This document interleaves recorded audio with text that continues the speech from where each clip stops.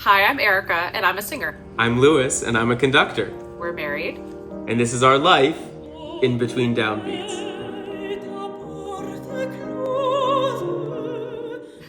Well, as you can clearly see, today we're talking about being away from each other, as Erica is in New York and I'm here on the coast in California. So, having a fun time for sure. So far. It's really difficult being away. I was thinking, Erica, like when we're together and we're working, I hate not having days off. Like I want to have days off to be with the kids and you.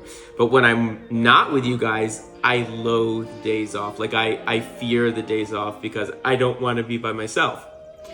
I know, I feel the same. Even before we were married, before I had kids, when I was alone working on a job, I just hate days off because it feels like you're just sitting around like, what am I doing with my time? But you've had something really exciting happen over the last week. You had a really fun phone call, so why don't you talk about that?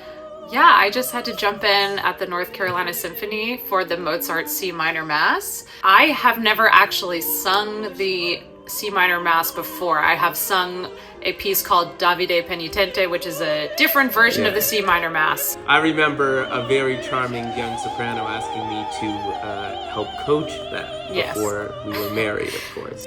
Exactly. The last time I worked on this piece, we weren't even married yet, but Lewis did help me with Laudamus Te, but that was 7 years ago. And so even though I have sung Laudamus Te and a couple of the ensembles 7 years ago, if you know the piece, it's one of those where it just is really, really tough.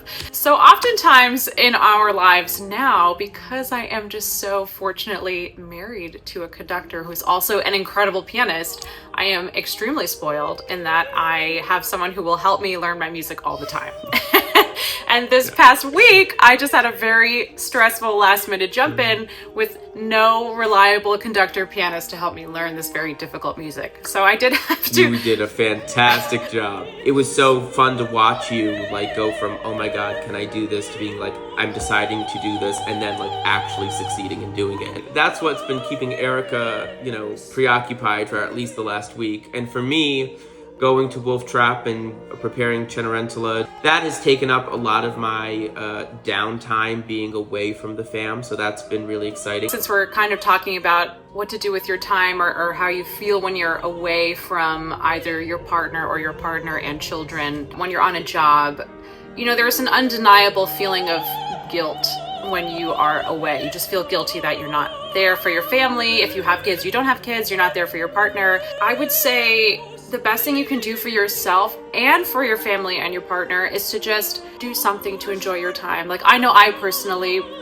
much prefer when I know Lewis is out having a good time with friends, he's golfing. I'm not, there's not a part of me that's like, oh, I wish he was just wallowing in sadness in his Airbnb, which I personally tend to do on my own. I get kind of sad and I will just kind of lock myself in my room. But I will say, try to force yourself to get out, study your music, go exercise if you like to do that, go play golf, go to a museum, do something that makes you feel better, and I guarantee your family will also be happy that you are happier on your job. And oftentimes I do, when I can, travel back home for the day even, but like at the same time, the reason you're away is also to provide income for your family. And so if you take that income away, everything is just sort of a series of balances. And I think, all of us just try to make the best decisions we can in the moment. I think one of the good things that Erica and I is that at least a couple months out, we start looking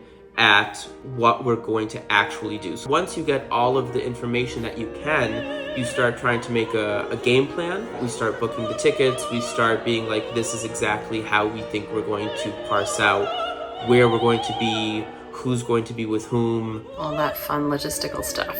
In any event, can't wait to be back home and looking forward to talking again. Next time we do this, we'll probably be in person, which will be a lot of fun. Yes, next time we'll be together. Hooray. Yeah. Can't wait. Thank you guys for watching. Thank you.